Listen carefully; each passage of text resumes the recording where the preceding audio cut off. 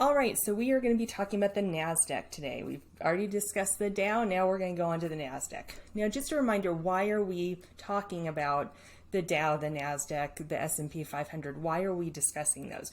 Well, more and more people are actually tuning into the financial news, and these are indices that are being thrown around, and a lot of times we're not quite sure what they mean by them. So getting a little bit more detail can help us make decisions for our own planning and portfolios. So the NASDAQ is located in New York, headquartered in New York, I should say, like many of the other financial institutions out there. It was the first electronic exchange, so online trading was a big part of it. And the reason that the NASDAQ is associated with big tech is that really all of the big tech players are listed on the NASDAQ. So you might have a couple listed in the Dow or a couple on the S&P, but really the majority of the big tech players are listed on the NASDAQ. So you'll hear in the financial news and the talking heads say, well, the NASDAQ's been doing blah, blah, blah, and then they'll go on to talk about technology because they're using the NASDAQ as an indication of how technology did that day or that week or so far this year. The NASDAQ hit its height towards the end of 2021, just over 16,000, and it unfortunately has fallen quite hard, probably harder than all the other indices have this year.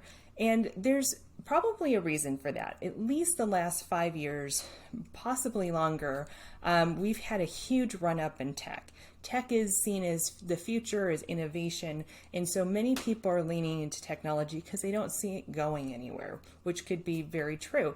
However, when a company gets to a point that the stock price seems too high for what the company is actually worth, people start to say, I'm not paying that, or I'm pulling out. And once that starts to happen, and also given all the economic issues that are going on top of this, it starts to roll down the hill and it picks up speed. And so that's why it's falling quite a bit farther than maybe the Dow is, because it's had such big momentum in the past. It's going to have some momentum coming down as well. Now, a lot of people are looking at the NASDAQ to see if that would turn, that maybe the market as a whole might turn along with it. We don't know if that's true or not, but that's what a lot of people are thinking.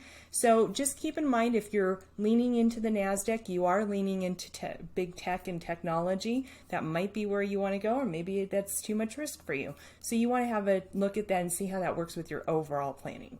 We are here to help you with a second opinion on that or anything else you want to discuss.